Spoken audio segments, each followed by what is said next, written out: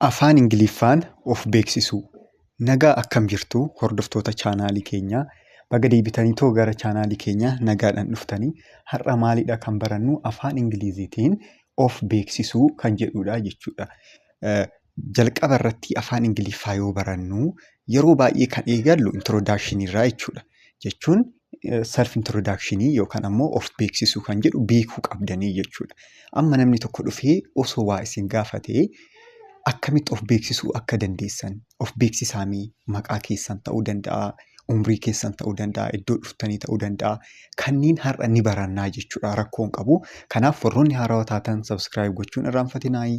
Akkasumas ammoo mallattoo bilbilaa tuquudhaan ol kan jedhu irra godhattan viidiyoo nuti yeroo hundaa gadhiisnu isin bira gahaa jechuudha. Warroonni jalqabarraa kaastanii immoo barachuu barbaadan teelegiraamaan, iimoodhaan yookaan waatsaappiidhaan nu dubbisuu dandeessanii jechuudha. Lakkoofsa bilbilaa asirratti argitanii. Okay. Kanaafiyyuu amma asirratti kan laaltan self introduction jedha. Of beeksisuu jechuudha. Kanaafiyyuu har'a booda beekus baattan rakkoon qabu. Garuu har'a booda maalidha? Ni beektuu jechuudha. Of beeksisaa yoo jedhamtan ni barattuu, ni beektuu jechuudha. Kanaafiyyuu maalirraan jalqabaa? Of beeksisni yoo naan jedhe namni tokko maalirraan jalqabee of beeksisa jettanii gaafachuu dandeessu. Maalirraa akka jalqabdan of beeksisuu dandeessanii jechuudha. Fakkeenyaaf maalirraa jalqabdanii nagaa gaafachuurraa jalqabdan yookaan ammoo greeting. Akkanumatti direct nama tokko bira dhaqxanii maqaa keessan hin himattanii jechuudha. Maal jettanii greeting irraa yookaan hello jechuu dandeessanii yookaan ammoo hi jechuu dandeessanii akkanatti ibsachuu dandeessanii jechuudha. Jalqaba irratti maal say hello to the person yookaan ammoo nagaa gaafachuudhaan jalqabdu jechuudha. Nama tokko bira dhaqxanii hello yookaan hi yookaan wantoota garaagaraa fayyadamuudhaan nagaa gaafattu jechuudha. Nagaa eega gaafattanii booda immoo garam deemtan jechuudha. Gara wanti keessan himachuu, maqaa keessan himachuu deemtanii jechuudha. Maqaa keessan gara himachuu deemtan. So maqaa akkamitti himattanii my name is jettanii yeroo baay'ee my name is jettanii maqaa keessan himachuudha. Maqaa himachuun my name is Daawit jedhama asirratti akka laaltanii my name is Daawit. Maqaan koo Daawit jechuudha. Laala amma sirriitti dura akkuma nama san bira dhaqxanii hello jettan. Achi booda immoo maal jettu? Maqaa keessan himattu. My name is Daawit. Maqaan koo Daawitidha. Yookaan ammoo lammaffaa irratti kan jiru I am Salaam jedha. I am Salaam. Ani eenyu? Isin amma maqaa barbaadan asirratti gochuu ni dandeessanii. Ani fakkeenya yoonan isinii barbaadu kitaabarraa kana waanan argee kana isinii fuudheef malee jechuudha. I am Salaam yookaan I am Tolaa. Ani Tolaadha. Maqaan koo Tolaadha osoo hin taane ani Tolaadha.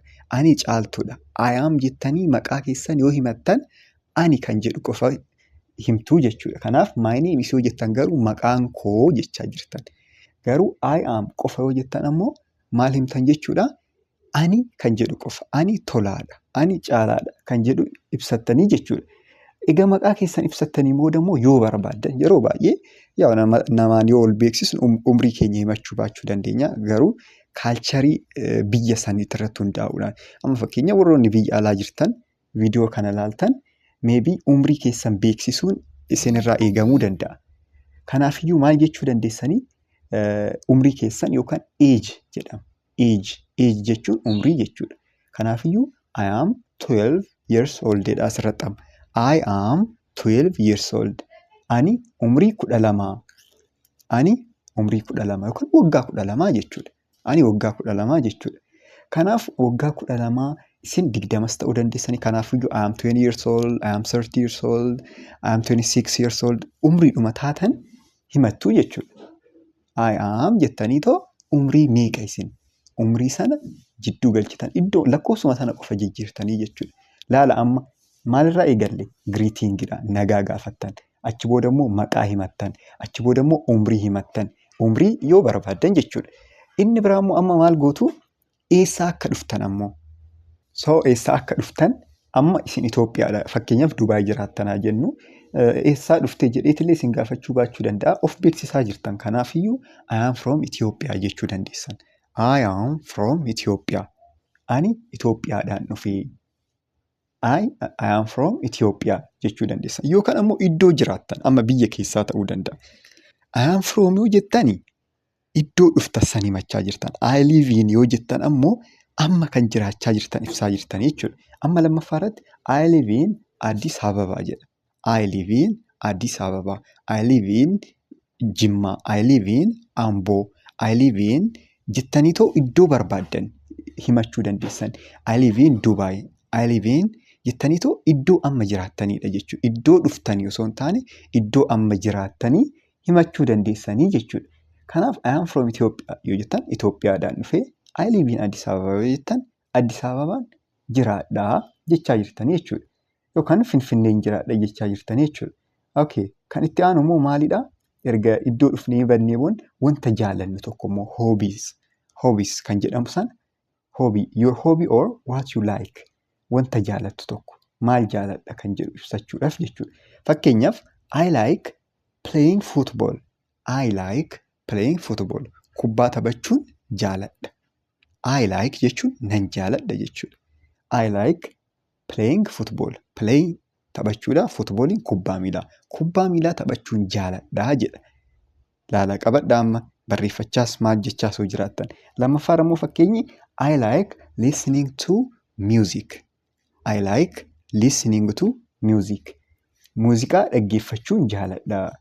Muuziqaa dhaggeeffachuun jaaladha jettaniitoo waan baay'eetti dabaluu ni dandeessan. Kun gahaadha. Agana yoo of beeksistan maqaa keessan, umrii keessan, eessaa akka dhuftan, wanta jaalattan kanneen yoo beeksistan hojii keessanillee itti dabalachuu dandeessan. Hojii hojjettan jechuudha. Fakkeenyaaf I am jettaniitoo I am student ta'uu danda'a. I am jettanii jooppii keessan I am a driver wanta hojjettasan itti dabalachuu dandeessan. Okay, dhumarratti maaliif fixxu? Nagaadhaan nagaa jettaniitoo nagaatti jettaniitoo waan asi argeef gammadeera faa kan jedhamu jechuudha. Fakkeenyaaf nice to meet you. Nice to meet you waan asi argeef gammadeen jira. Thank you galatoomi. Wanta akkasiitiif fixxanii jechuudha. Amma immoo maalidha kan laallu? Fakkeenya asirratti kan nama tokkoo ni jira jechuudha. Fakkeenya beezikii kan ta'e. Amma maal jedhee? Hello, my name is Abel. I am 12 years old. I am from Ethiopia. I like football. Nice to meet you. jedhe. Laala, my name is Abel. Maqaan koo Abel. I am 12 years old. Waggaan koo yookaan umriin koo 12. I am from Ethiopia. Itoophiyaadhaan dhufee yookaan Itoophiyaadha. Inni biraa I like football. Kubbaa miilaa jaalladha. Nice to meet you. Waan si waliin wal argeef gammadeen jira jedhee jechuudha. Okay, amma immoo kan biraa maalidha? Amma koomentii irratti jechuudha. Mee akkanatti of beeksisaa. Akkanatti of beeksisaa ta'u barreessaami. Kan biraa immoo asirratti akkuma laaltan hi. My name is Amina. I am 11 years old. I come from Dreddawa, Ethiopia. Nagaa jettee jalqabdee my name is Amina. Maqaan koo Aminaadha. I am 11 years old. Umriin koo 11 yookaan waggaan koo 11 jette.